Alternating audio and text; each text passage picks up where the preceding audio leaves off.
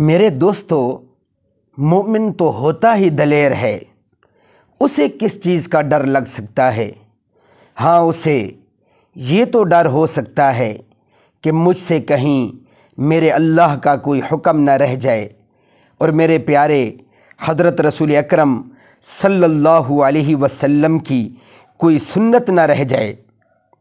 لیکن پھر بھی میں آپ کی خدمت میں ڈر اور بے چینی ختم کرنے کے لیے سورہ مؤمنون کی 2 آیات بینات ذکر کر دیتا ہوں، جو ایسی کیفیت میں بہت مفید ہیں۔